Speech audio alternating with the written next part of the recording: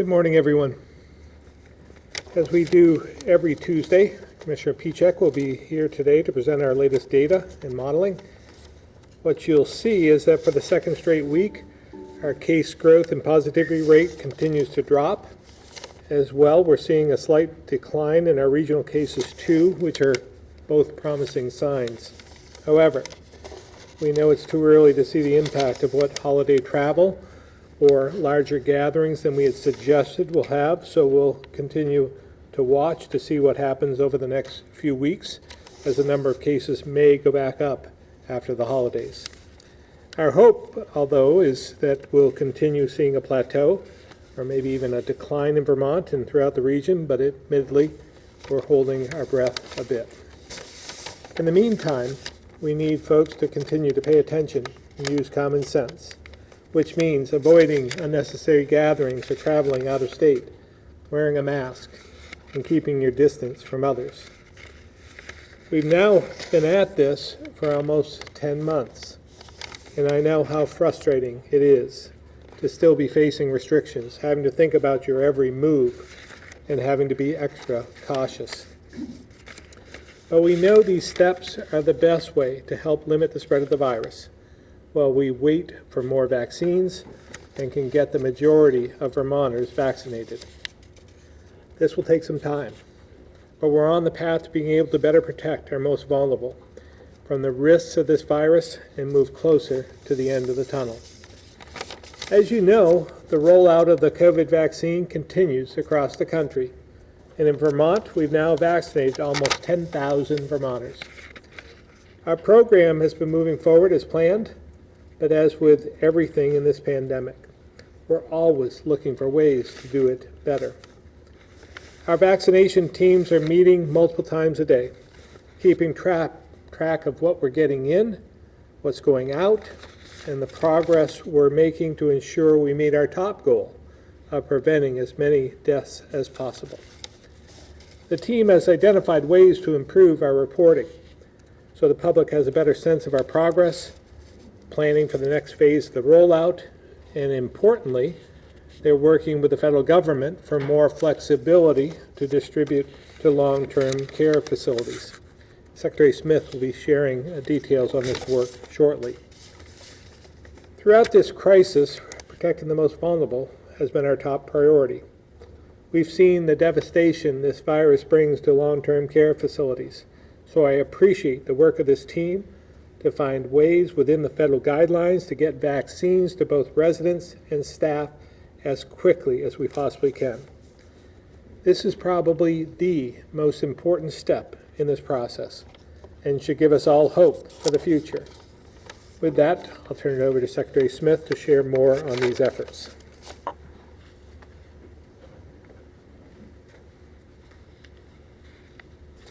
Thank you very much, Governor.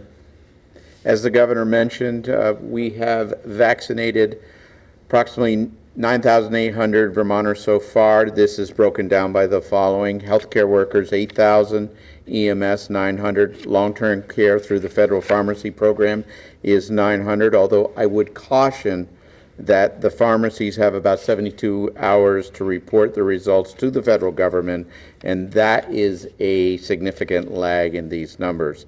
In fact, by January 8th, we should be finished with providing the first dose of vaccine to all but one of the residents of skilled nursing facilities, where the frailest of the elderly often reside.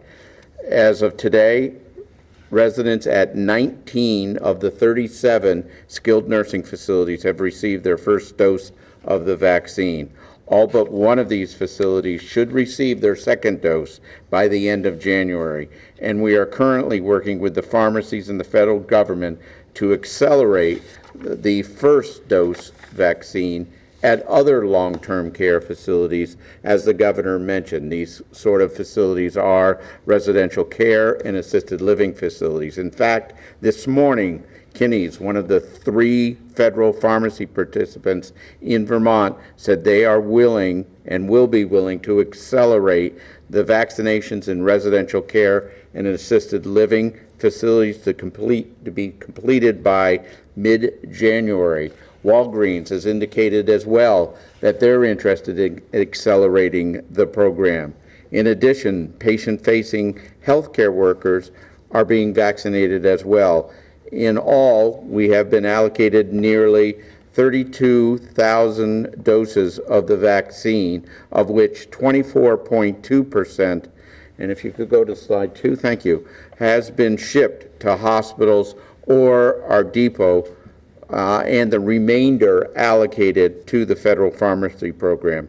As of yesterday, 14.8% of Phase 1A has been given the first dose, and 1.4% of the total eligible Vermonters, population in Vermont for the vaccine has received the first dose.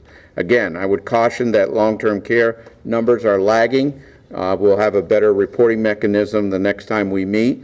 By the end of January, though, all of Phase 1 should have received at least the first dose, with many having received the second dose of the vaccine, including most of the skilled nursing facilities in Vermont. So what comes next is the question that we often get. Let me give you a preview of the details to come later. The completion of 1A marks the beginning of the mass vaccination program. The mass vax program will have 4 locations where Vermonters can go to be vaccinated. These are your primary care provider, pharmacies, health department district office sites. There are 12 of them, and capable of handling 300 people each, twice a week, or 7,200 vaccinations a week. And then, of course, mass vaccine sites set up or in conjunction with our testing sites that we have at multiple locations, up to 19 here in Vermont. All of them will be in service when enough vaccine is available. Vaccines will be prioritized and given based on age, because the older you are, the more vulnerable you are to COVID-19, and it meets our prime objective, which is protecting lives. It's the easiest way to administer vaccines, and it's the easiest for the public to understand. There will be age bands established when you will be eligible to be vaccinated. For example, 75 plus will be the first to get vaccine after the completion of 1A, then 70 and over, and then 65 and older, and so on and so forth. Underlying conditions will be a priority no matter what age, and those conditions will be well defined. We are also working on how those that may be disadvantaged fall into these priority groupings. We recognize that some individuals may be disadvantaged and have suffered from health inequities. Our implementation planning will seek to mitigate these inequities. We will consider what may come from national and state advisory panels, but what we are trying to do is to design a system that is easily implemented, easily understood, and prioritizes our fundamental goal, protecting lives. Definitions such as essential worker or frontline workers often cause confusion and unnecessary divisiveness, and doesn't put enough emphasis on our primary goal of saving lives. We also have put in place, as the governor mentioned, a vaccine task force to ensure that the objectives of our distribution system are met. The vaccine task force is made up of representatives of the Agency of Human Services, Department of Health, Department of Public Safety, Vermont National Guard, and the Agency of Digital Services. As the governor mentioned, they meet multiple times a day, with a major meeting once a day at least. In addition, the governor requires his senior leadership team to keep him apprised daily regarding the progress of the vaccination program. This includes reviewing daily metrics to inform both the governor and the public on our progress in our vaccination efforts. There will be more to report in the coming days and weeks, especially on the vaccination program dealing with residential care and assisted living, but we thought it was important to give Vermonters a preview of things to come, especially in terms of when we're talking about mass vaccination. With that, I'll turn it over to Commissioner Pieciak.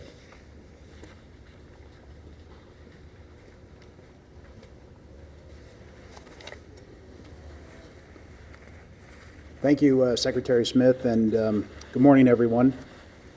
As 2020 draws to a close, the week offers each of us an opportunity to reflect on what has been a long and painful year. It's an opportunity for each of us to remember the hurt that so many families across our country and in our state are feeling who have lost loved ones to this awful virus, and for us to keep them in our thoughts. It's an opportunity also to remember the many sacrifices and hardships Vermonters have endured, from canceled graduations and games to job losses and shuttered businesses. Finally, let us also take a moment to appreciate our special state as well. The resiliency, the compassion that you all have shown, the commitment to your neighbors and to the common good, and your willingness to make sacrifices in the near term for our state's long-term success. As terrible as 2020 has been, Vermonters have many reasons to look back on the year with pride and to look forward with optimism for the year ahead. A quick note about data that we'll present over the holiday period. Like Thanksgiving, we can expect to see some variances in state and national data. For example, asymptomatic testing is likely to be reduced during this period.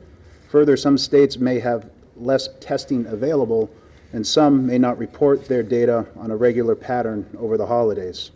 We need to be mindful of this over the next 2 weeks. This past week, Vermont recorded its 7,000th case since the start of the pandemic. However, to put this into some helpful perspective, Maine has recorded more cases than that in just the past 3 weeks, and New Hampshire just the past 2 weeks.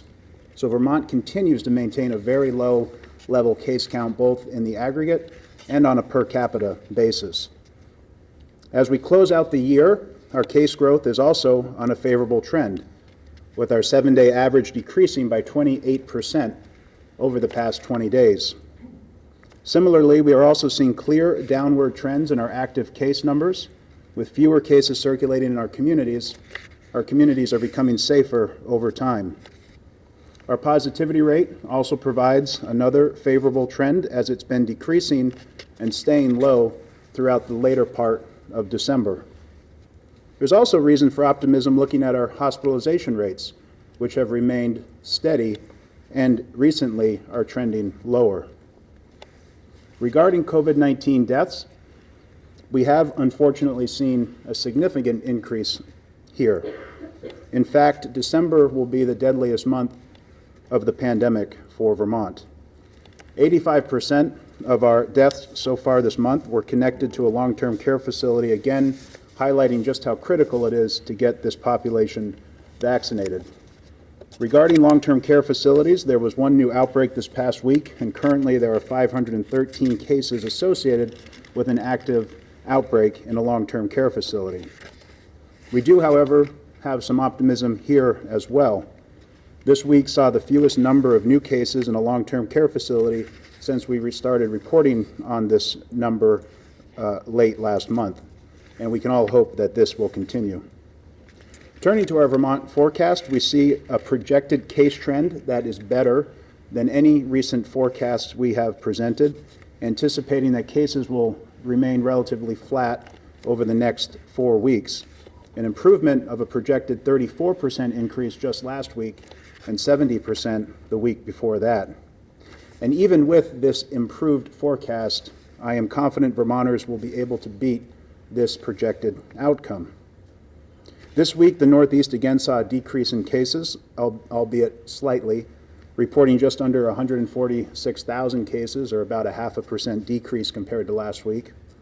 This is the second straight week that we saw a decrease in regional cases. A good sign, although as the governor mentioned, we need more time to evaluate the data and the impact from the holiday season.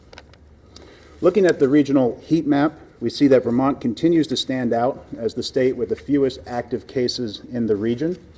Again, there are over 500 counties in this map region, and of the 10 counties with the lowest active case counts, 8 of those counties continue to be in Vermont, with counties like Washington and Orange, who were just recently struggling, now leading the region. As we did following Thanksgiving, we'll also be closely monitoring our mobility data to see what might lie ahead. First, an encouraging sign, we see that air travel was down considerably compared to last year, both nationally and locally. Regarding our mobility data, we currently have data through Christmas Eve, which is indicating a sharp downward decrease in travel compared to last year. However, as you can see from the chart, even in this early preview, visitors surpassed the number of visitors we saw at Thanksgiving for this current year.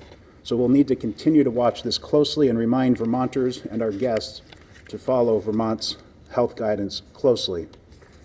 Finally, regarding vaccinations, the CDC is now reporting that over 2 million Americans have received their initial dose of the COVID-19 vaccine. A long way to go to the 20 to 22 million healthcare workers and long-term care residents that require vaccination, but certainly a strong start. And for the first time, we're also publishing a regional vaccination map to track the progress regionally, like we've done with the travel and heat maps. Each of these states are early in the progress that they're making on the vaccination front, and at this point, publicly available data is not always timely, and it's not always uniform, but we intend to update and improve upon this as data becomes more readily available. And you'll see that just from today's update, Vermont is one of the leaders in terms of the percent vaccinated within the region. Last, we continue to see that Vermonters are getting their flu vaccine at a higher rate when compared to the same time last year. We are about 10% ahead of where we stood last year at this time and 82% toward our goal. So if you haven't done so already, now is the perfect time to stop by a local pharmacy and to get your shot. And with that, I wish everyone a Happy New Year, and we'll turn it over to Dr. Levine.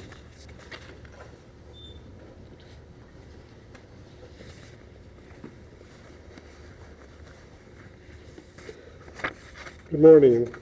Thank you, Commissioner Vichek.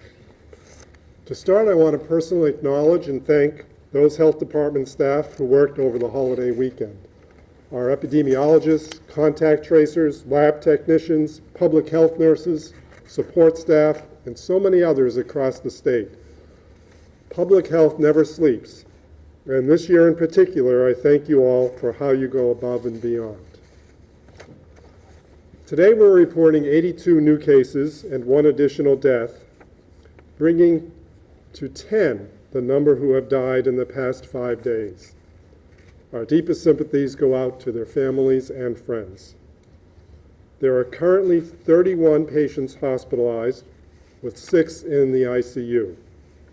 Our epidemiology teams are investigating 41 outbreaks and 224 active situations. At last Thursday's press briefing, I was asked about outbreaks. Of the 41 outbreaks, 14 are in long-term care facilities. The majority of those, which have sufficient numbers, are represented on the slide. I will note that though some of the numbers seem large, we do not see them increasing rapidly in the past week. 12 involve school or child care, 5 are at work sites, 6 in health or home care, and 3 are related to private events or social gatherings, and 1 is categorized as other. And finally, based on our testing results, the state's 7-day positivity rate remains low at 2%. Regarding the 3 outbreaks related to private events or social gatherings, 1 has been discussed here previously and just has not closed out yet because it needs to go through the sufficient number of incubation periods of the virus, and that was at the Vermont Police Academy. The second was in a funeral gathering, and the third is in Bennington regarding a social gathering of several families. Social gathering that exceeded the guidance that we've been providing consistently throughout the last month or two. For many, especially those involved in healthcare, every holiday season is a mix of joy and sadness. This year is especially so.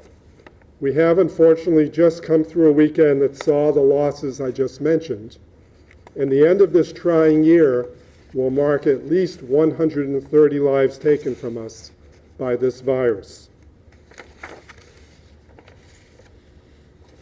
My only other slide here shows the breakdown by age of the Vermonters who have died due to COVID as of Sunday evening. You can see from the caption that 70%, or 69 of these deaths, are among residents of long-term care facilities. That statistic alone reveals why we have agreed that these Vermonters belong in the highest priority group, 1A. I'm going to come back to the slide in a second, but I want to just talk about some of the primary factors that contribute to this tragic impact that I just mentioned. First and foremost is that the levels of illness and deaths among Vermont's long-term care facilities are usually not due to problems at these facilities, nor a reflection on the staff or administrators. Instead, they reflect the fact that the virus is circulating in our communities at levels far higher than during the summer and early fall, which means exposures happen. We've learned in the past year that people who have been exposed and carry the virus may show no symptoms, and therefore, unless tested, would not know they're infected or infectious. Unfortunately, once the virus makes its way into a facility, it meets people who are among the most subject to severe illness. People who are older, have chronic and debilitating health conditions, and who are largely confined to their living spaces. These are also people who have frequently made end-of-life decisions, such as a do not resuscitate order or an advance directive, expressing their desire to die where they are and what peace they may have. These are all factors that lead to higher rates of illness and death among residents and patients compared to the general population across all age groups. Now back to this slide. We've totaled more deaths in the last 3 months of the pandemic than we did in the first 7. However, as you can see, the impact on those age 80 and older is higher these last 3 months with the blue bar. But the slide also tells us that 30% of deaths occur in people living in the community. And as you can see by the age breakdown, these deaths are almost exclusively among people age 60 and older. Only 7 of the 129 deaths were among Vermonters ages 30 to 59. One more important fact. 40% of people with COVID have a pre-existing chronic condition. Some have 2 or more conditions. And a higher percentage of COVID patients with pre-existing conditions have been hospitalized compared to those without. 9% versus 1%. And of course, the highest risk aligns these conditions with increased age. All of this informs our governor's and COVID-19 leadership team's decision-making concerning next priority groups for vaccination. A focus on reducing hospitalizations and saving the lives of those at greatest risk, people who are in the oldest age bands and people with chronic conditions. And there are over 400,000 Vermonters who, when you survey them, would tell you they fit the criteria of age over 65 and or a chronic condition. In case you're wondering what comprises a high-risk chronic condition, they're kind of obvious and not surprising. Heart conditions, emphysema, type 2 diabetes, cancer, chronic kidney disease, and anything that compromises a person's immune system, like a solid organ transplant. Implementing the state's vaccination plan is being done in phases. Immunization effort for Group 1A individuals, including high-risk healthcare workers and long-term care facility residents, as you've just heard from Secretary Smith, is proceeding well. Tomorrow, the Vaccine Implementation Advisory Group will meet again to prepare its recommendations for the next phase. The advisory group's recommendation will be submitted to Governor Scott and the immunization leadership team for consideration. Our guiding North Star in this endeavor is, as you've heard, to prevent the most deaths. The complex work of prioritization is essential in these early stages.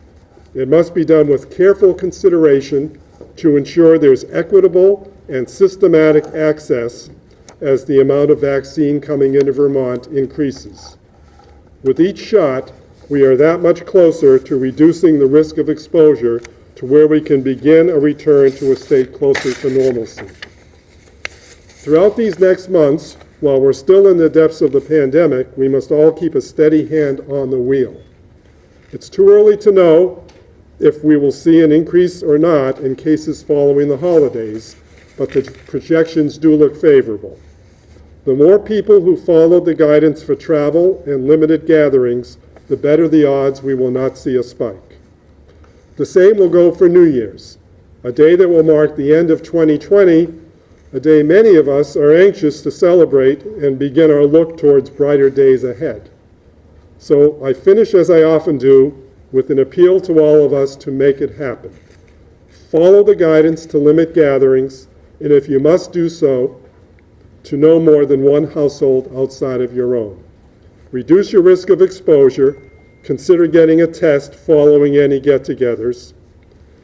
Make sure, if you are in the older age group or with chronic diseases, you avoid having such multi-household gatherings. Keep in mind this simple guidance: masks on faces, 6-foot spaces, uncrowded places. Now I'll turn it back to the governor. Thank you, Commissioner Levine. We'll now open it up to questions. Start with Calvin. Thank you, Governor. So, I understand, maybe this is a question for Commissioner Harrington as well, but I understand state leaders were on a call yesterday with the U.S. Department of Labor, trying to understand, I guess, what the latest is with PUA and extended unemployment. Is there going to be a gap, and what do we know so far? Great question. What we found out yesterday was that there is not going to be a gap, that we will be able to provide for those who are coming off from the unemployment, so there should not be any gap at all. Commissioner Harrington, anything I need to add to that? No, Governor. What we are doing right now is working with our mainframe team on the legacy system to implement these changes, as well as the vendor that is operating our PUA system. We don't know yet the time frame for implementing all the changes that come with the second or CARES Act extension. But in terms of benefits, folks will not see a lost week, if you will, in benefits from the original CARES Act. As long as they were still eligible and receiving benefits on the week ending December 26th, they will also receive benefits as long as they're still eligible for the week ending January 2nd. Which is great news, by the way. And then maybe just a clarifying question for, I don't know if it's Dr. Levine or Secretary Smith, but Secretary Smith, you mentioned that it's going to be, the next phase is going to be, by age, right? But then, Dr. Levine, you said people with chronic conditions and underlying conditions are going to be prioritized. So I'm wondering, I guess, how those two fit in with each other, I guess? Yeah, I'll let them answer, but it's going to be both. Actually, we'll do the age banding, but we want those with the chronic conditions to be up front and get to the front of the line, because that's important as well. So they will always have the first in line for that, so that they get the benefit of the vaccine, those with compromised conditions.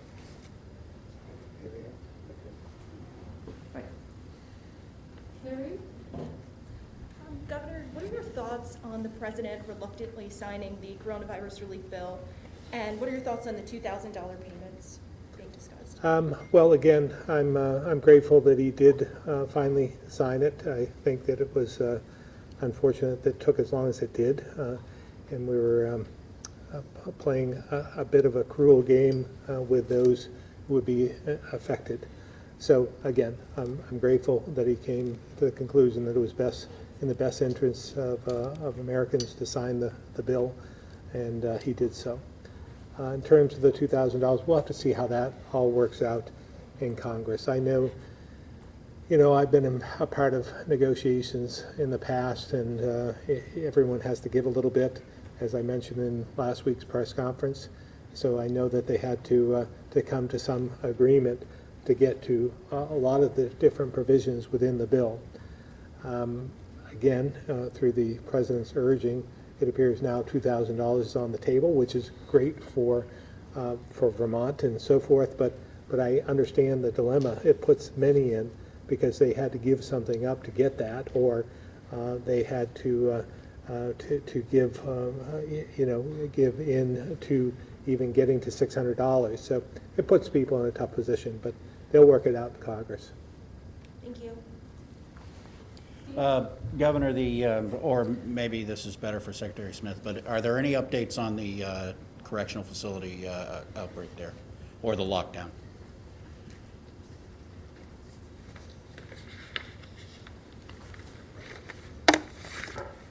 There are no updates other than what was released at 7 o'clock this morning. There's been 2 that have tested positive in Northwest Correctional Facility. The one person was never in the facility why they were infectious, so that's not of concern. But there was one person that had been in the facility during the time of infectious, so there is lockdown. We're going to start staff testing, I believe, tomorrow, and then facility-wide testing, I think, the day after or thereabouts. Very good. Thank you. Moving to the phones, we will go to Wilson, the AP. Happy New Year, everybody. Lots of questions I could ask today, but I'll focus on just one. Governor, it's hard to believe, but next week we're going to be starting a new legislative session. And I'm curious, what are going to be your priorities going into that? And how do you think you'll be able to work with the legislature with the, I guess, a smaller majority than they had in the last session? And I deliberately asked the question very broadly, so answer it as you see fit. Yeah, well, maybe I can answer it broadly as well. I look forward to the start of the session. This is going to be, again, very unique, remote, and that's going to be difficult for both the legislators and for those who are trying to be part of the process. So hopefully everything that we're doing, talked about today in terms of vaccinations and so forth, will get us to a point where we can go back to somewhat normal, where we can meet in the State House and get to debate some of the issues that Vermonters face. I'm not going to get ahead of what is going to be in the State of the State, which is not that far off. I think it's going to be a week from Thursday. So again, you'll see in a very short period of time what I feel are the priorities and what I feel is the state of the state at this point in time. So again, stay tuned, and we're still trying to unravel some of we'll have a budget address 2 weeks after that, and still trying to unravel what was in the omnibus bill that was passed in Congress as well. But it appears that there are some good things in there that Senator Leahy, Senator Sanders, and Congressman Welch worked on that will benefit Vermont. Okay, great, thank you. Eric, the Times-Argus. Yes, this is Leslie for Commissioner Levine. Four Seasons Care Home in Northfield had been on the list of long-term care facilities that were dealing with an outbreak. Is that no longer an active outbreak?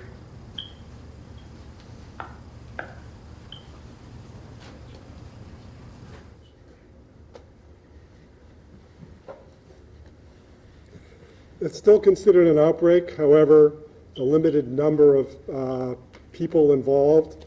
We suppress the data when it's too small a number. And I understand earlier this year there was a shortage of flu shot supply. Is that still a problem, or is there plenty of supply now? I'm actually not aware that there was a problem. The only problem we were aware of was for some of the older than 65 group obtaining the higher potency flu vaccine.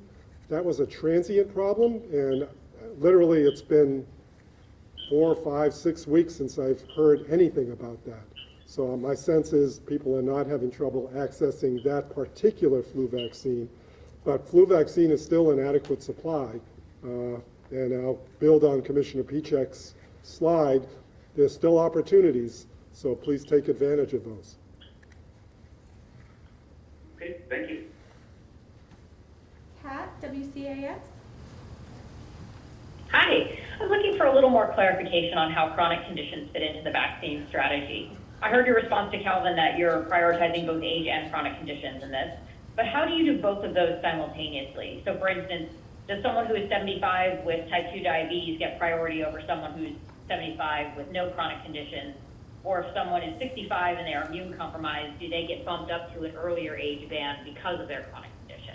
Yeah, chronic conditions will be moved to the front of the line, meaning they'll be put into that category. Like when you open up 75 and over or 70 and over, those with chronic conditions in a younger age will be in that banding. So they will always be in the banding. They'll always be a priority. Have that right? Yeah, let's have the real doctor here talk. There's nothing to do with being a doctor. The reality is it's going to still depend on the amount of vaccine coming into the state at one time. Because you saw with the numbers I presented, there are large numbers of Vermonters who will have chronic conditions and will also be of the appropriate age. So we have the luxury right now of engaging in the planning process to make sure that we get this right. And we will have more to report, as Secretary Smith said in his opening remarks. We'll have more to report as time goes on, because we don't even anticipate being able to get into that phase for at least one more month. Hopefully no longer, but for at least one more month. Got it. And my next question is likely for you as well. It's kind of logistical then. How is the state going to be notifying people in the next groups when it's their turn for the vaccine? So for instance, if someone is in the 75 plus age group and they hear that now it's their turn, do they reach out to their doctor? Do they wait for their doctor to reach out to them? Do they look for a state vaccination site on their own? I know we're going to get questions about people who are like, well, how do I proceed here? Yep, and all that's part of the planning that's going on too, so I don't want to give you the definitive answers, but the reality is there will be abundant traditional media and social media notifications regarding that time frame. Regarding the locations, a lot of people are working with their primary care practices right now anyways, especially in the earlier groups that will go, because those with chronic conditions and higher age generally are more in contact with their primary care on a regular basis, having regular visits, etc. So that will be part of that. Clearly, as you heard, the pharmacies are going to play a role. Our pods, or points of distribution at our local health offices, are going to play a role. And then the opportunities for these mass vaccination situations. I assume, but we haven't worked it out yet, that the registration for those will follow a similar pattern to what we've been using in testing already. But these are details that we will be coming out with over the next month and providing a lot more substance to what I've just said. Last question, not to be cynical here, but who's checking to see if someone has a chronic condition? You know, like what stops someone from walking up and saying, yeah, I've got diabetes, and to a vaccination site? Do they have to prove it? Does that doctor's office have to say, yes, this person has that condition? Yeah, I think the way we've proceeded along for pretty much the whole pandemic has been with expectation of trust and honesty. And, you know, even when we've been asked about enforcing this or enforcing that, to see if someone's really been doing this or not doing that in terms of quarantine, whatever, we've been I think, putting a lot of faith in Vermonters, and that process has actually worked if you continue to look at our data. So I don't think we'll be having rigid, enforcement and that kind of thing. But again, details to come later for some of the, aspects of your question. Thank you. Lisa, the Valley Reporter. Good morning. My question is for Dr. Levine, and it's about prophylactic use of monoclonal antibody donations in people who are pre-symptomatic and have with exposure to COVID. There's a test underway in the United Kingdom conducting a randomized controlled trial to determine whether such antibody donations can treat people who have been exposed to a positive person but don't have symptoms yet. And according to the study, it's thought that this protocol could help contain outbreaks and might even offer protection for as long as a year. I know that this is different from how we're currently using monoclonal antibodies for people who have tested positive. What are your thoughts on this protocol and this study? Yeah, so let me just repeat this so that everyone understands. Monoclonal antibodies are here now in the U.S. They're here in Vermont. Many of our hospitals have had allocations made to them, and we're also storing some when they're not used. They are administered by an intravenous infusion. Their major role at the present time here, not in a study environment, but in practice, is if someone who has mild to moderate symptoms is early enough in their illness and they're at high risk because of a number of criteria for developing more severe illness or even hospitalization, the therapy is ostensibly to prevent the need for hospitalization. There's some animated discussion in the scientific community about that, which I've talked about here, and I won't go any further. What the question that's being asked has to do with actually doing this in somebody who, because of their exposure to someone with COVID and the likelihood that they might themselves develop it, would benefit from use of antibodies. And referencing a study in Great Britain, which I'm not aware of at this time, to actually see if that's true or not. I think there's so much controversy right now with regard to use of these monoclonal antibodies here in the U.S. with a number of expert panels, not saying it's quite ready for prime time, but feeling that they wouldn't say no to use of them, but certainly not as a standard of care. We're waiting for more studies just in that more traditional setting of people who are sick who are getting them as opposed to people who might become sick who are getting them. So I see enough controversy just in our use in the U.S. right now that I can't imagine people entertaining the use of them in a much more preventive fashion, because that would imply even giving them to people who haven't even been exposed, just like a vaccine might be given. And there's certainly no evidence that that would be useful right now. But giving a monoclonal antibody to someone who has been exposed is an interesting hypothesis and I think worthy of study. I will just note that when you look at people in our registry right now, in our database, who have been exposed to a case early in the pandemic, they may have had a 1 in 10 chance of coming down with COVID. Later on, it gets a little higher, maybe 1 in 7 or 1 in 8. Still a lot of opportunity to not get COVID, even though you've been listed as a contact. So it's hard to know where this study will take us. It's going to take them some time, I'm sure, to get results, and we'll look with interest. Thank you very much, and Happy New Year. Ed, Newport Daily Express.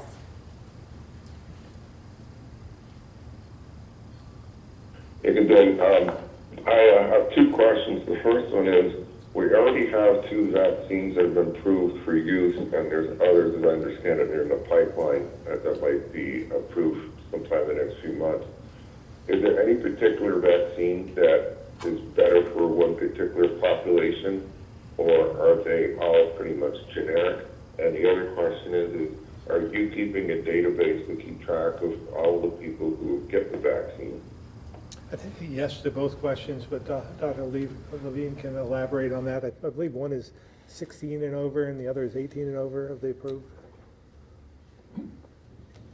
So the second question is easier. We have an immunization registry, so every dose administered is in the registry. And that's going to be critical, of course, for these vaccines that require 2 doses, which are the majority, even the ones in the pipeline. With regard to is one better or another, that's the reason for phase 3 trials.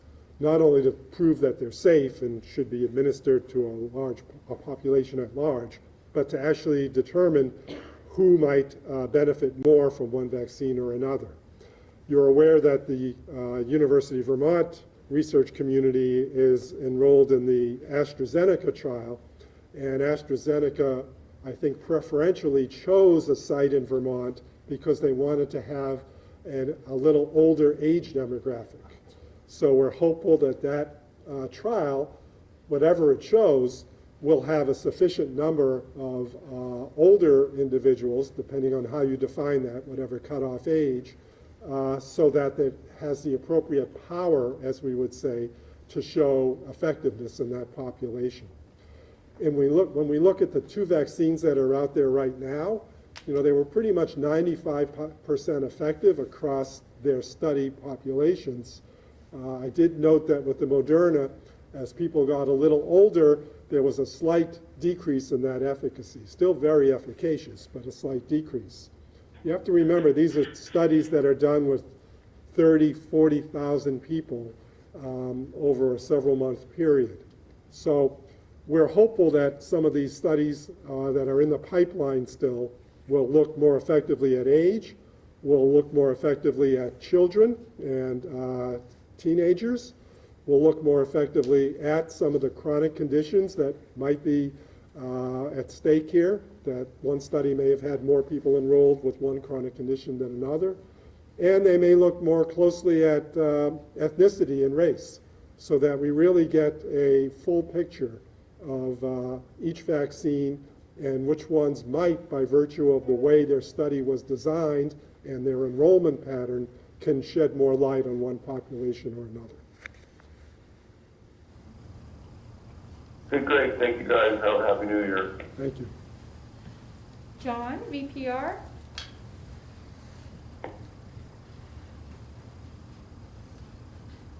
Hello. This is also another vaccine question. Secretary Smith referred to this, but I'm looking for a little more detail. How are you going to prioritize people of color and other marginalized communities in the vaccine order of things? How do you reach out to them? Is that through their providers, healthcare providers, et cetera? How do you actually, what are the specifics of reaching out to that community, those communities? Thanks, John, for the question. This is Mike Smith. First of all, the health department has done a marvelous job during the testing and phase of reaching out to these sort of communities that are out there, and we will continue to do that. We are right now developing what criteria in order to do that. I didn't mention the criteria because we haven't developed it yet. We recognize that is, and I think that's important, by the way, we recognize that that's a community that we have to, because of their disadvantage, because of the inequities that may have happened, because of how COVID has struck some of these communities, that we've got to recognize where they are in the priority and how we bring them into the priority sort of sequencing on this. I don't have any specifics for you because we're still working through those, but it is at the top of our list. It is at the top of our mind of how we reach out to those communities. Great, and then just a quick question about the elderly and the facilities that have been so hard hit. Is there a plan or some way to I mean, it's just such a cruel irony that here's the vaccine on the scene while these deaths are going up in these places. Are you looking at, maybe getting to some of these places as quickly as possible where the outbreaks are fierce, or is there sort of a prioritization, if that's the word, within that priority list where you can, maybe put out the fire quickly? We're trying to put out the fire everywhere, is what we're doing, and we're accelerating. We're trying to accelerate the program as quickly as possible. It's a federal program. It is through the pharmacies that are picked by the federal government, but we've been working with the CDC over the last 24 hours, as well as the pharmacies, and I will say that Kinney's and Walgreens have been very receptive in doing this, in trying to get to the facilities faster than what had originally been planned. And I think you're going to see that over the course of the next few days in terms of what we're trying to do.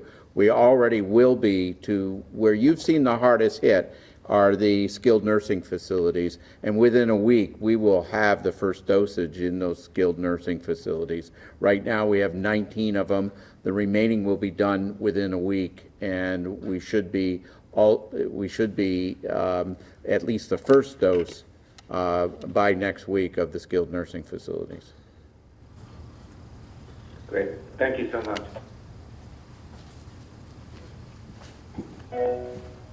I just wanted to add one comment to that, and that is people should understand vaccination is not a strategy to end an outbreak in a facility.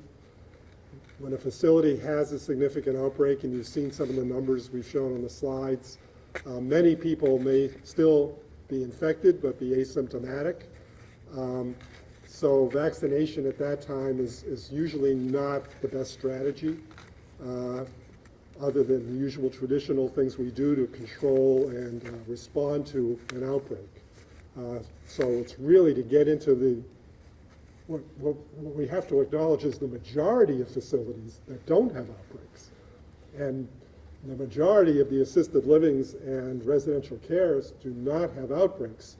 So speedily getting into them before that would ever happen is really the major objective. I think to reiterate something we talked about maybe a couple of weeks ago in this media briefing was about how long it really does take. So as Dr. Levine had said, from the first moment you get the shot in the arm, it's a month or two before it's truly effective.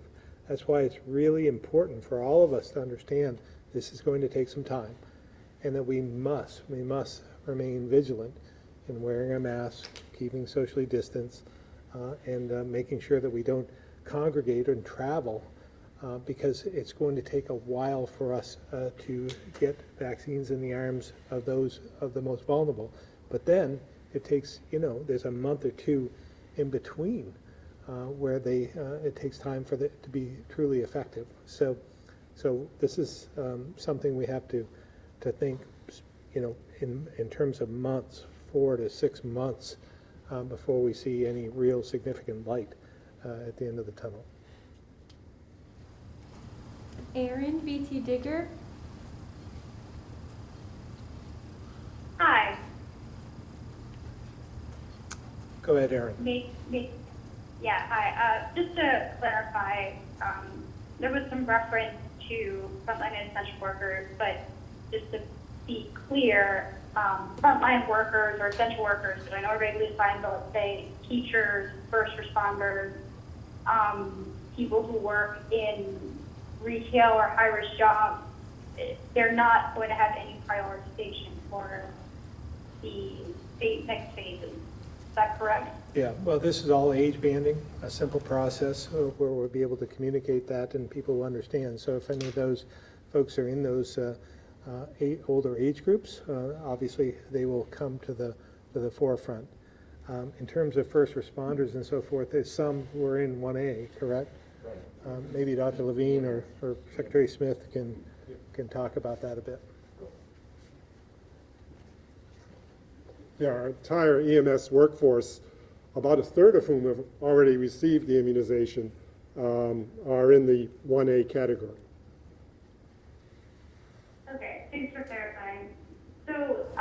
it seems that the state has chosen to kind of prioritize the people who are at highest risk of dying of the virus. But are you concerned at all about people who are at high risk of contracting and potentially spreading the virus in the community? People who work with a lot of other people who have, front-facing jobs, things like that. Yeah, I guess that's that would be the, kind of Aaron, yeah. counterbalance for. Yeah, Aaron, that would be the case regardless of how we do this, whether if you did it by essential worker, those may not be front-facing, they may not be in connection with a lot of people. So regardless of how we do that, that's still a concern from my standpoint, and I believe from all our standpoints, that that's why we keep talking about the need to continue to wear our masks and do all the things that we've been doing over the last 10 months, because it still is important over the next 6 months as it was 6 months ago, until we get through this. And we're fortunate to have this vaccine here today, because many of us, as I talked about in the last press briefing, none of us expected this to be here this soon. And so we're fortunate to have it here, and that we're able to vaccinate, and we've vaccinated about 10,000 Vermonters thus far, and look forward to distributing the vaccine to as many as possible over the next few months, depending on the supply that comes to us, and we'll distribute it just as fast as we can. Anything to add to that, Dr. Levine or Secretary Smith? No. Okay.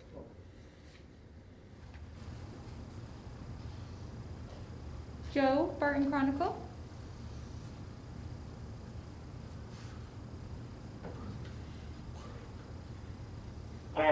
I'm guessing this is a question for Dr. Levine. The focus in many of the figures, understandably enough, has been on deaths caused by COVID.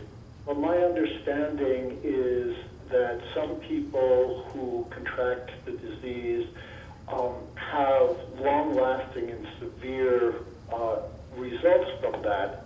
I'm wondering whether, as time has gone by, there is sufficient information to get some sense of what percentage of people are affected in that way, and how long those more severe effects might last.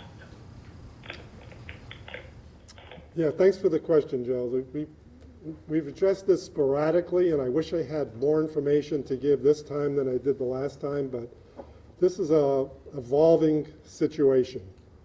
You're referring to chronic symptoms, which means symptoms that are still present 3 or 4 months after you came down with the illness in the first place. And these chronic symptoms are very variable person to person. They can be chronic fatigue. They can be sort of emotional and mental status changes. They can be cardiac. They can be related to shortness of breath in the lungs. There's a whole variety of them. Our understanding of them, unfortunately, is not great. And I say our, meaning the scientific community, not Vermont. The outlier rate, if you will, the highest rate that's being reported is up to 10% of people who've come down with COVID. It could be less. We have no idea, really. We are actually on the, I don't want to say quite on the precipice, but we're very close to embarking on our own study, looking now that we have 7,000 people who have become positive tests and cases, looking at some of them, and it'll take a lot of interviewing, and it'll take some time, but it will actually help us shed light on how people who fit in what we call that recovered category really look. Are they really recovered? Are they having some symptoms that they are debilitated by in their future? I've chosen to treat them very seriously and really regard them as very important, because nationally and internationally, there's some tendency at times to underestimate what getting COVID means. And I certainly don't want to subscribe to that. I believe people who get it, even when they resolve their symptoms, often tell you about some genuine discomfort and how badly they felt. So I can only imagine for those who may have symptoms that go longer than 3 or 4 months, how they feel. So I think we need to take it seriously. I do agree with you that it's something we'd want to prevent, and that we would hope a vaccine will prevent, since the vaccine, as we know it, is preventing people from becoming symptomatic with COVID due to the antibodies that they formed as a result of getting the vaccine.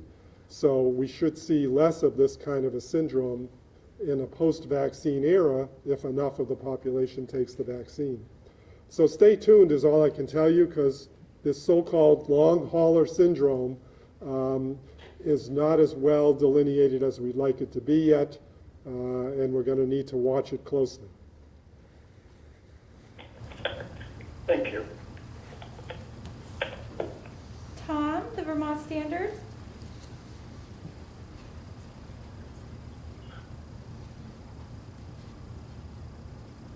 Good afternoon, everyone. My question, I assume, is for either Secretary Smith or Dr. Levine.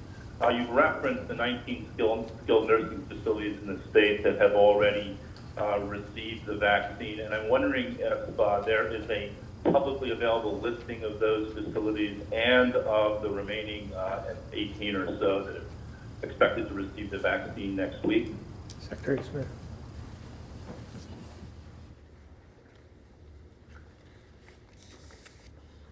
Tom, thank you for the question. We can make available for you that schedule.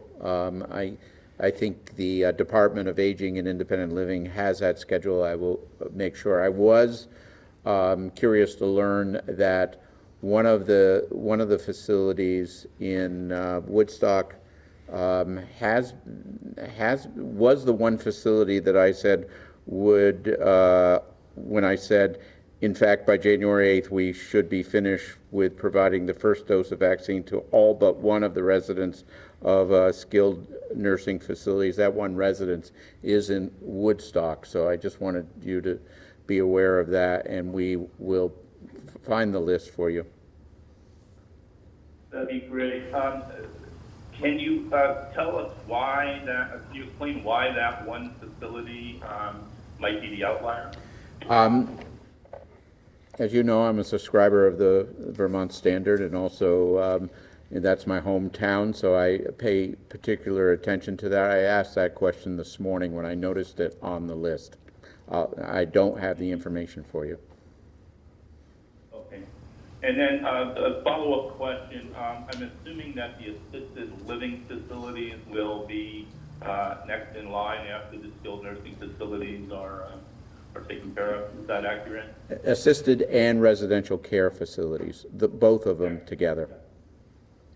Excellent. All right, thank you very much. And there's just one correction, Steve, that I'd like to make. We're starting the employee testing at Northwest today, and tomorrow we're doing the facility-wide testing with the inmates.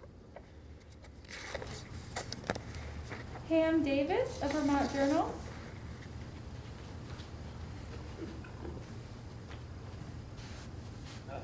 Just a first question for Mike Smith. I think that the information that you folks have given out today is really the most complete that I've heard, and I'd just like to harass Mike Smith one step further and wonder whether has been able to chunk out the population in terms of numbers and compare that to the likely inflow of vaccine to see whether, so that people could get some sense of whether, where they sort of stand in the chance to get it. The level, the tier 1 people look really great. I mean, but they're all contained in hospitals and nursing homes and so forth. As soon as you get to the second level, which is out at 75 plus, people are all over the place. And I'm just curious whether Mike Smith could just take one more step and just speculate whether you've been able to predict the rate at which this whole thing would move if the level of vaccine that comes in continues to be what we've seen so far. Yeah, if it dribbles in, Ham, it is going to take a while. If it comes in like we think it's going to become, it's exponentially going to be increasing as manufacturers get up to speed and as other vaccines possibly come online, then it's going to take it's going to be faster. What I think have I chunked out sort of those segments? Those are easily chunked out. I don't think, I know we've done it. I just don't have it off the top of my head of what the band 75 plus looks like, what the age band 70 to 75 looks like. I haven't chunked all that out. Just a quick follow-up on that. Thank you. Have you speculated about, and do you have a sort of a professional opinion about the extent to which the given tranche of a vaccine is going to would go further than anticipated because some people won't accept them? Yeah, we are. Here's how we plan. We plan that everybody's going to accept it, realizing that there are folks that aren't going to accept it, but we plan that everybody is going to accept it. And we'll just see. Thank you. I just got one final question. I think I've asked this before, but I'm still uncertain about it. The two main vaccines so far are considered to be in the low 90s for effectiveness. I'm just not certain about what the circumstance is in the way the vaccine actually behaves when it deals with the virus. What happens when they give it? What happens to the 5 to 7% of the population that get a vaccine, but the vaccine does not work?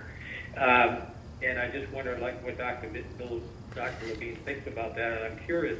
I still wonder whether it makes sense, if it's doable, to use serum tests to find out whether the vaccine has actually generated the antibody.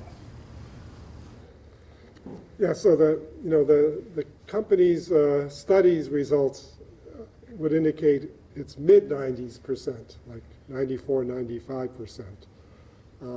But still, to get to your question, if you have enough of the population either previously infected or immunized, the hope is that the degree of viral suppression will be low, will be significant, so that the amount of virus around will be very low, and that even those people who may not have had the kind of immune response to the vaccine that we want still will have less and less chance of encountering the virus. Or perhaps they may not have mounted the best immune response, but it might be sufficient to reduce the severity of whatever illness they might get. We'll just have to see how that kind of thing plays out in the future, and certainly look at what % of the population has taken the vaccine or been previously ill from the virus. Again, we don't know much about the duration of the immune response either, because these are all very new vaccines, but our hope is that they will be for the long term and not require any boosters or things of that sort. Well, I'm inferring from that, Dr. Levine, that you just don't think it's a valid track to look at as to whether you're going to use this, whether it makes sense to use a serum test. You think that just doesn't work? Because for an individual, what will happen, almost certain to happen, is that once people get the vaccine, I bet you this will happen. It's already starting to happen. As soon as they get the vaccine, they're going to inevitably some of them are going to be less rigid and careful about how they behave. They're going to start thinking that they're not going to get the virus. That's what I'm curious about. Yeah, no, I get it. So the bottom line would be, number one, we are still letting everyone in the population know that the era of masks and distancing doesn't end just because Group 1A is getting their vaccine. It's going to take a long time till we can get rid of our masks in terms of our behavior. Number two, if we did an antibody test on everybody, one thing you're leading to in your question is there's a qualitative test which just says, yes, you have antibody, but then there's more of a quantitative test to see actually how sufficient your immune response is, and that's different.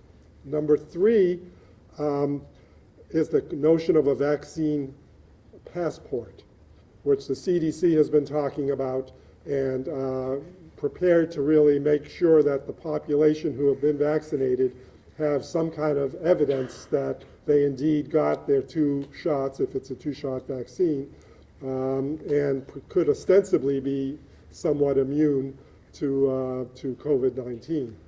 I'm not sure the expense of doing antibody testing on the entire population after you've invested in the expense of managing the whole pandemic and giving everybody a vaccine is justified at that point in time, knowing that hopefully the general population will behave somewhat similar to the study population and have a pretty good response to the vaccine. Okay, we're going to move to... Thank you. Thanks, Ann. We're going to move to Avery at WCAX. Hi, my question is for Governor Scott and Secretary French. So Newberry is voting to pull out of the Oxbow Unified Union School District, and then several other communities, at least 3, are holding similar votes in the coming weeks. Just wanted to get your reaction to that and whether you see it as a sign of the state's effort to force these communities to merge isn't working. I'll let Secretary French respond to that one. Yeah, thank you, Governor. Yeah, I think, Act 46 has certainly been very challenging for a number of districts, to navigate. I think, in the case of Halifax and Reedsboro, which I think were the first 2 to approach the state board on unmerging, the state board realized that it probably didn't have adequate tools to review these kinds of requests because the statutory language around that aspect hasn't really been updated when Act 46 was updated. So the state board is asking the General Assembly to take a look at the issue. That remains to be seen how that ultimately will play out. But I think it's indicative of how challenging some of these decisions have been for communities. Do you see it as, just kind of going back to my follow-up question, do you see it as it's not, the effort's not working? I think it's more, it being challenging. Some of the underlying conditions that, ultimately brought Act 46 into being, such as, declining demographics and increased costs, those issues are not going away. So, I mean, once again, it's very challenging in some communities to realize the goals of Act 46, and, I guess we're not surprised to a certain extent that we're seeing some of these issues being brought forward. Okay, thank you. Jolie, Local 22.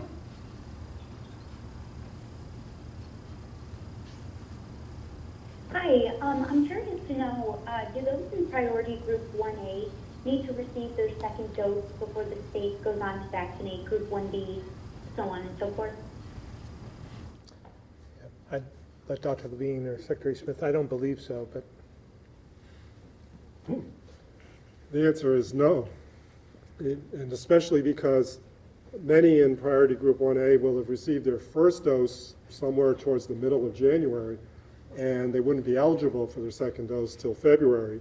And if we are optimistic, we're going to see vaccine beyond group 1A come into the state late January, early February. I don't want to overpromise here, but that's sort of a timeline that we would like to be optimistic about.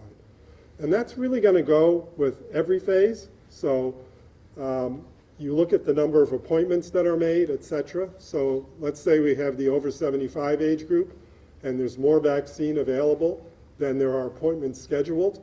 We wouldn't want to make the 70 to 75-year age group wait longer than they would have to.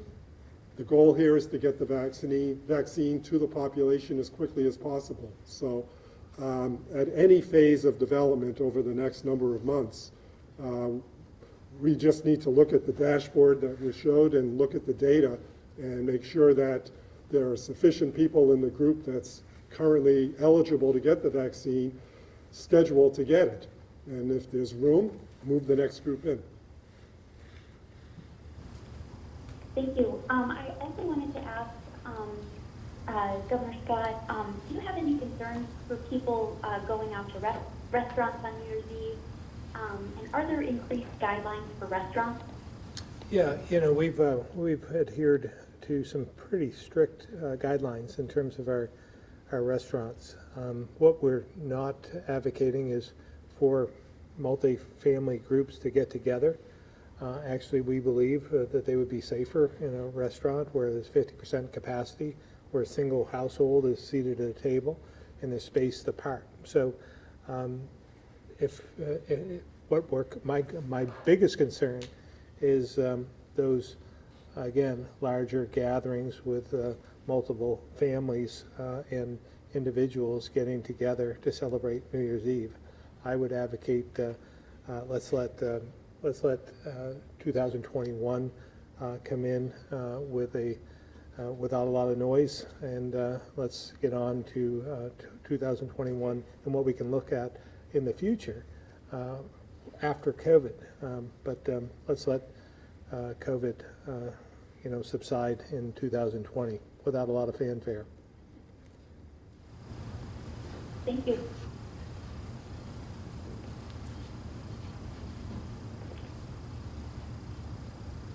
Sorry, just seeing Secretary Curley wanted to just outline the specific restaurant measures that are in place. Sure. Commissioner, or Secretary Curley, do you want to go over some of the guidelines for restaurants? Actually, Governor, I think you handled it really well. Just as a reminder to folks, bars are closed anyway. Bar seating with proper barriers are still open. And again, as you mentioned, properly spaced in a restaurant, dining with your family is encouraged over a group party. Restaurants are asked to close at 10. But beyond that, I think you hit it all. Okay. Yeah, thank you very much for that reminder. Yeah. Tim, Vermont Business Magazine. Hi, Governor. I had a couple of questions about the Public Utilities Commission that you're looking for a new member. I assume this is Commissioner Hoffman's position. You're looking for application. And I'm wondering two things. One, are you looking to go in a different direction with the PUC? And more broadly, philosophically, do you have an issue, as other elected officials have, that this is basically a fourth branch of government? The PUC has tremendous power, that's unelectable power.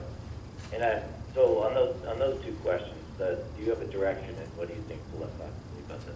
Yeah, I think in terms of appointing a member, Sarah Hoffman has given us notice that she will not be seeking to be reappointed, so that opens up the seat. And, I'm looking for someone who's moderate, who has an understanding of the dynamics of Vermont, that shares some of my values in terms of public service. And we outlined those in the letter, that we're hoping for a number of people that will come forward so that we have a broad selection, a pool to choose from. So again, just having the right temperament, having the right attitude, and having the 4 C's that I talk about a lot, and that's really important to me, character and integrity, competence, commitment to the job ahead, and commitment to Vermont, and some of my thoughts about Vermont. So all those added together, I look forward to a broad pool of candidates. How about the philosophical question about the commission itself, whether it has basically too much power? Well, again, having the commission having a lot of power, and then putting people on that understand that they have to be answerable as well to the people. I think that's important, and your attitude about utilizing that power, I think, is as important as anything else. So you're not, I've never heard you say this, but you wouldn't advocate for disbanding the commission? No. Rolling those regulatory powers on the administration? Yeah, no, I think just making sure they have the right people on the commission is important. All right, great, thank you. Guy Page?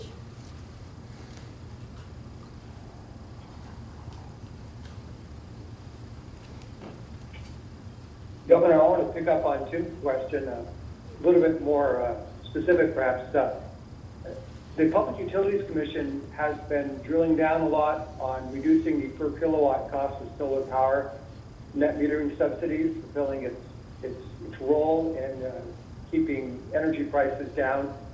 Do you expect that your appointee would continue in that practice? Well, again, Guy, as I said before, I'm looking for someone with the 4 Cs that I surround myself with teammates that adhere to that, and one of them is commitment to my vision, and the affordability of Vermont is a problem for us. Something that we have to keep in mind every single day in all different areas. So it's no different here. That I just had an appreciation for trying to attract more people into the state, trying to keep more businesses here, and trying to address the affordability challenges that we have and we face today. And we face pre-pandemic, and we're going to face after we have relief from the pandemic as well. My second question is about the marijuana board. There was supposed to be appointees by, I believe it was November 4th. You called for another round of candidates. Were you unhappy with those that were sent to you? Why have you asked for another round of candidates for that? I don't know as we asked for another round of candidates. I haven't been through it's just one pool at this point. We wanted to make sure that we got as broad a spectrum as possible at this point. So I don't think we haven't rejected anybody at this point. We're just asking for a pool of candidates. Okay. Any timeline for when people will be appointed? I don't have that at my fingertips, and I'm not sure if it's prescribed, but we want to get them appointed just as quick as we possibly can. Okay, thank you. Greg, the County Courier? Good morning, Governor. I think 3 quick questions, if I could, since I skipped on Thursday. Starting out with... Well, you don't get a bank, Greg. You had 6 questions like 2 weeks ago, so... Oh, go ahead. Oh, fine. I wasn't keeping track against 2 weeks ago. All right. Starting out with the Correctional Center in St. Albans with a couple employees testing positive, I'm wondering if the state is using rapid antigen testing for employees on a daily or at least on a regular basis? I don't believe we are. I think we're... And if not, why? Yeah. Secretary Smith.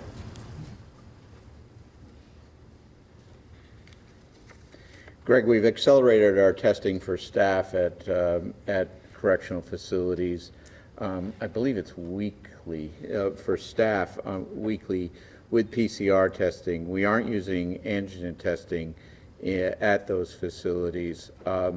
We've been very successful in finding cases with the current method that we had. As you know, we're on a rotating schedule at each facility, doing facility-wide testing on a random basis. That includes Mississippi, by the way, and we do that on a regular basis. So each week we're doing facility-wide testing at the various facilities that we do have, and we rotate facility to facility, and on a weekly basis we do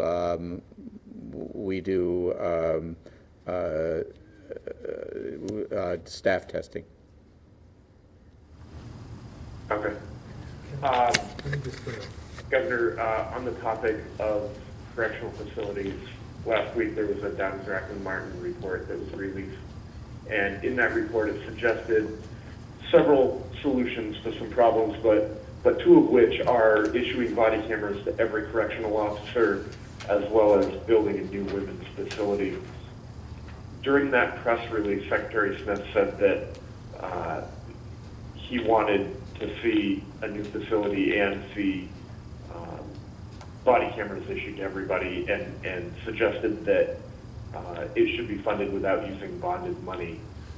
Are you on board with making sure that this year's budget has money for both of those commitments? Yeah, first of all, I don't want to get ahead of our priorities and our budget and so forth.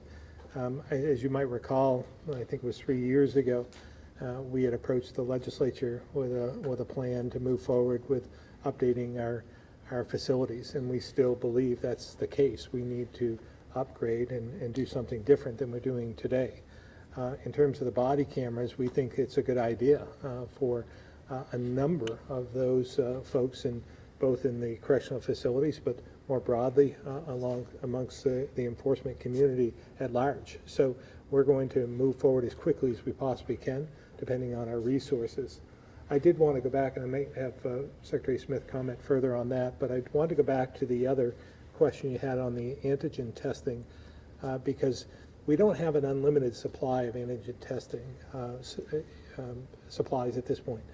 So I think it's important to understand that we've reserved that for our long-term care facilities so that we can continue to administer those tests in those facilities, which we think are the most vulnerable. So I don't know if Dr. Levine wanted to answer any further on that, just so we're clear.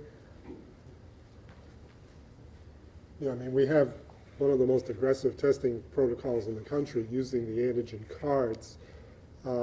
And they did come from the federal government, and we appreciate them very much, but they are having issues with production on the production end, and we're still getting our supply in, but they will not last forever when you're using them on such an aggressive testing protocol. So we want to continue to reserve them in the setting they're being used very effectively, and I couldn't imagine we'd have the ability to distribute them more widely, such as to correctional facilities. But as was pointed out, the track record has been excellent in the correctional facilities using the protocols we use. Hey, Greg, can I? Dr. Levine, and while you're... Yeah, Greg, can I just go back, because I want to make sure that you understood my answer from a week ago on the question of a new facility and body cams. I thought you were referring to what sort of money you would be using to fund the body cams. I said general fund. What we would be using to build a new facility would obviously go through the capital budget, and there is money to look at some of those aspects, or there has been money in the capital budget to look at some of those aspects of a women's facility. So just to clarify, if we were going to build a new facility, it would be in the capital budget, and the capital budget is funded by bonded money. Okay, thank you for that clarification, Secretary. Dr. Levine, lastly, with all eyes on vaccines, the state has put up a vaccine dashboard, apparently updated weekly. Are those numbers not tallied anywhere in state government on a daily basis? And if so, why is it not possible to get those out in a more timely manner, like in the COVID dashboard? Yeah, Greg, this is Mike Smith again. I'm just going to steal some of Dr. Levine's time. We are anticipating that we're going to be updating that on a more frequent basis, and we'll have more to say about that in the next day or two. Okay, thank you. And that's it for me. Thanks for indulging me with that extra question, Governor. You have a great day. Welcome. Mike Donahue, the Islander. Thanks, Rebecca. Unfortunately, Mike, I gave Greg your question, so. I'll try to limit mine to 5. Okay. One follow-up for Dr. Levine. We had asked for the updated list of outbreaks last week, and yet to receive that list. And yesterday, actually, we were told by your office that we now need to file a formal Vermont Public Records request by your staff in order to respond. And I'm just wondering why the change in transparency might not be forthcoming like you were earlier when we got the list. Not a change in transparency at all. It's a respect for our observation of HIPAA and our observation of privacy requirements, and making sure that all of those issues are vetted without us just sending a list. They're vetted by our legal counsel team. So we needed to put it through this extra process. So every question going to the health department going forward will now require a formal Vermont public records request. Not true, but for these types of outbreaks, especially when an outbreak can be defined essentially in some settings by 1 or 2 cases, we need to exercise that due diligence. Okay. Today, you had mentioned the state is monitoring the distribution of the vaccine. We got a call from a Southern Vermont reader on Saturday about one of the pharmacies failing to show up to provide vaccines at a site. I think it's 75 units, living units, and they were waiting several hours, and the pharmacy was a no-show. I'm just wondering, how many no-shows have you received reports on? Secretary Smith has a piece of paper in his hand, and I think to answer that question.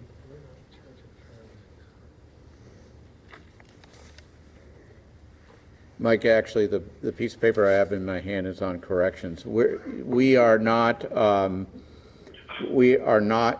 running the skilled nursing residential care or the assisted living program. That's the federal government through the various pharmacies. This is the first that I've heard about that. If that is true, I'd like to get the name of that facility. I will reach out to you later. Okay, good. And while you're there, can you clarify the 1A group?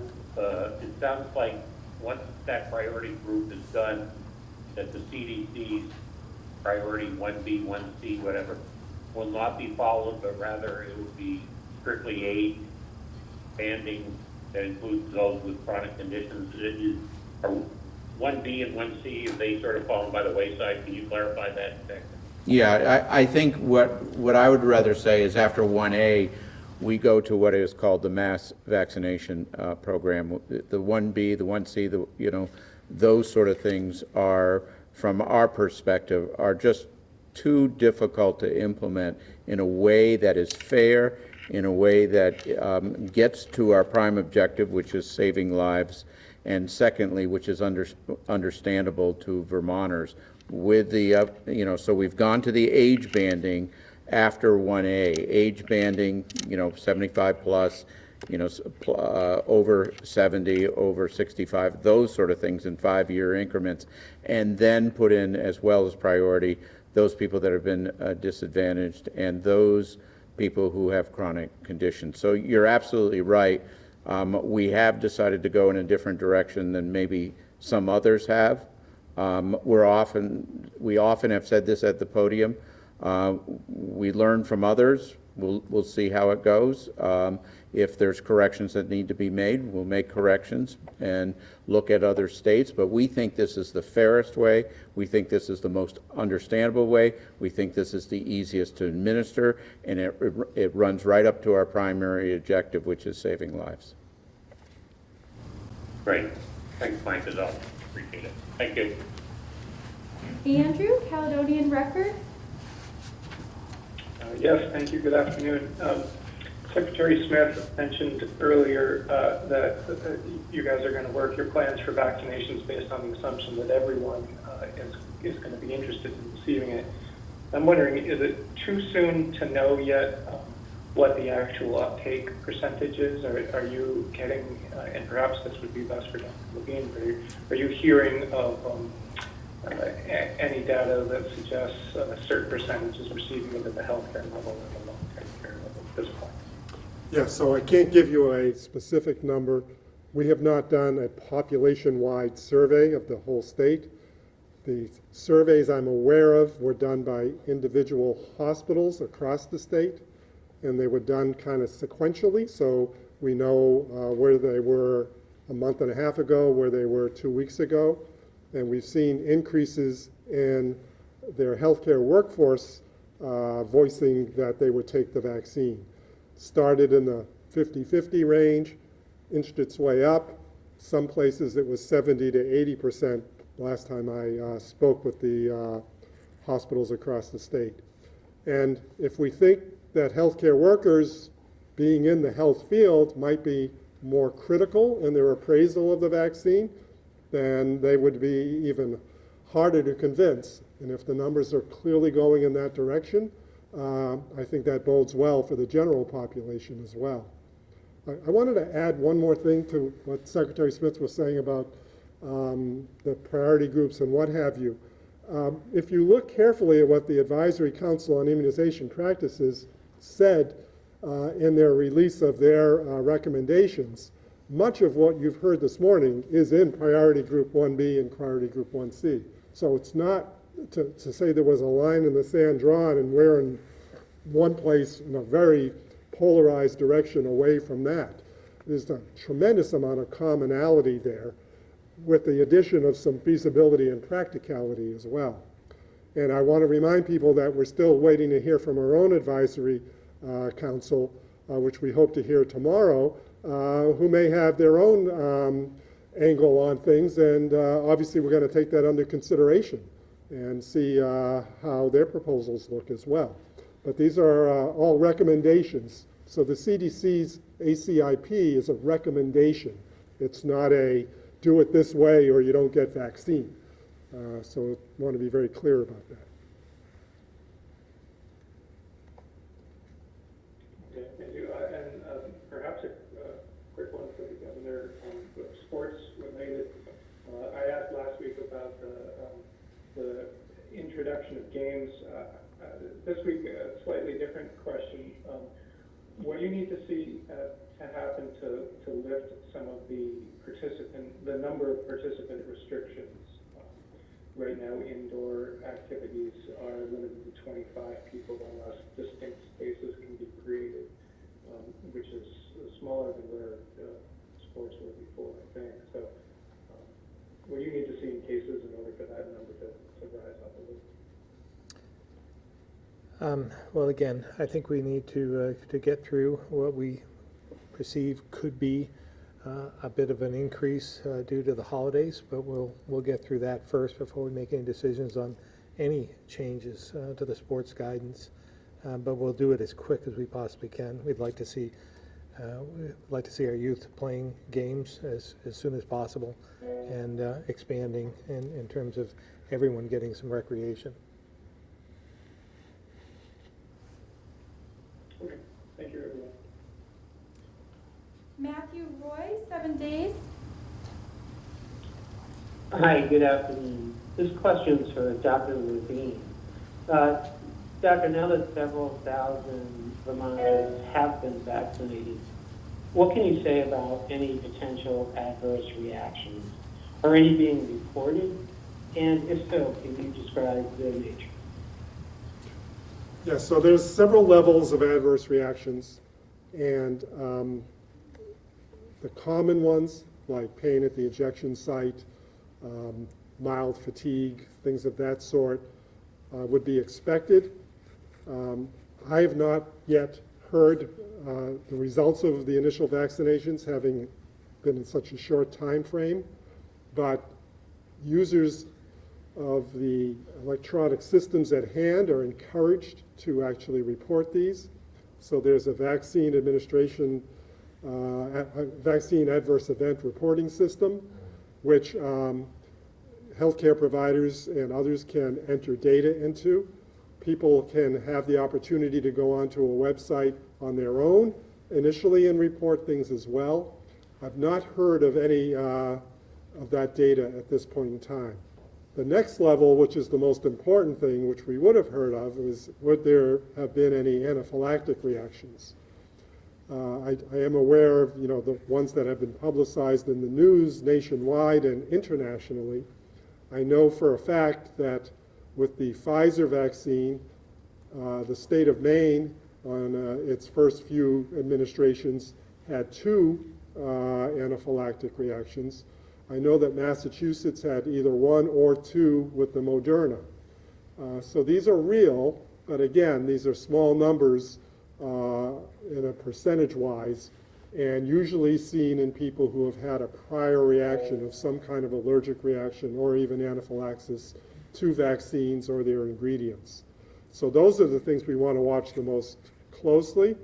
And to protect safety, we want to make sure that all of the mechanisms we've designed to administer the vaccine, whether it be in a mass vac site, whether it be in a pharmacy or in a doctor's office, all have the capability of observing the patient for the appropriate amount of time, which is 15 or 30 minutes, depending on having a history of reactions or not, and administer the necessary treatment if such a reaction occurred.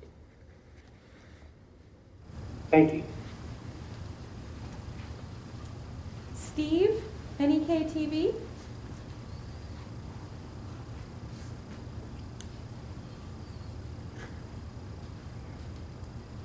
Hi, can you hear me? We can.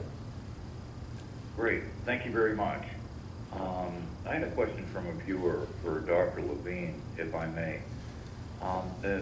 Doctor, you said that the ICU beds were being used for isolation versus critical care.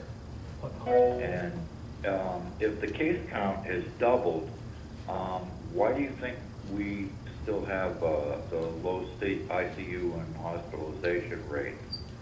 And what is our ICU capacity and normal utilization rate? Yeah, so just from the front here, the ICU is only in 1 or 2 hospitals, or is that being used as a more or less isolation setting? And the other hospitals, if you're in the ICU, it's because you actually needed all of the services you would get in an ICU. So, you know, a half a dozen or less people in an ICU environment in Vermont is but a fraction of all the ICU beds available. We hear this reported several times a week when we have our State Emergency Operations Center and Health Operations Center meetings. The Healthcare Coalition constantly reports to us how many ICU beds are still available, how many hospital beds are still available. And as I don't think Commissioner Pichek showed it this time, but many times he's shown the data that clearly show us to be below the bar, if you will, for where we would worry about access to those beds being an issue. Why we're seeing less people, you know, we're still seeing sufficient people in the hospital, and a small percentage of those in an ICU. There's clearly management changes that have occurred in COVID over the course of the pandemic, where we've improved our ability to do a lot of the early interventions that would prevent someone from needing to escalate their care to an ICU environment. I've also noticed, and this is a bit, I don't like to be anecdotal from a health department point of view, but in scanning the nightly reports of who's tested positive in the state, we still have elderly people being reported, but we have a lot more younger people being reported as well. And some of that's going to be a little bit biased by, are we having an outbreak in a long-term care facility or not? And as I indicated earlier, we have many outbreaks in long-term care, but they're being followed over a long period of time. We're not seeing all of a sudden 100 new cases in one setting or another to bias our data to an older population. So because those are kind of stable, we're seeing a younger element in the statistics. So they are, by nature, less likely to have their case escalate to the need for hospitalization or critical care. Does that answer your question, Steve? Yeah, that's great. Could I have one for the governor, please, if I may? I think so. He's approaching the podium. Great, thank you very much.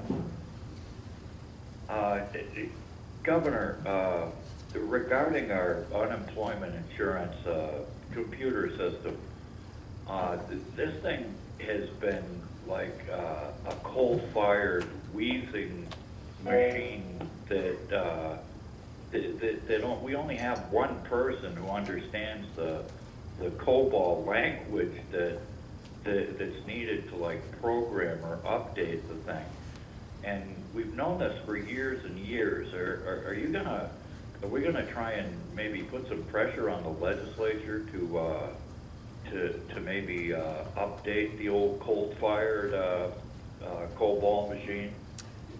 Steve, I couldn't have said it better than you said it. We might bring you in to have you testify on this, actually. We've advocated for some changes for years.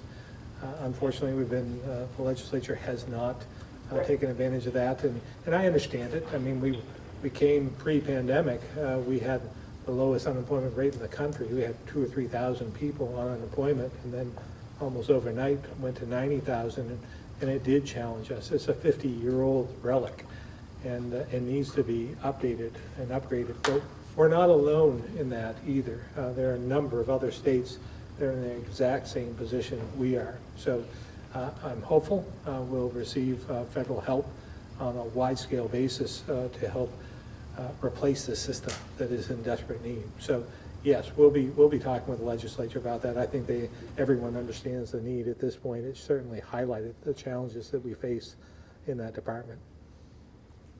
All right, great. Thank you both very much. That's it. All right. Well, again, we'll see you on Thursday, not Friday, because of New Year's and New Year's Eve. So same time, same place, different day. Thank you.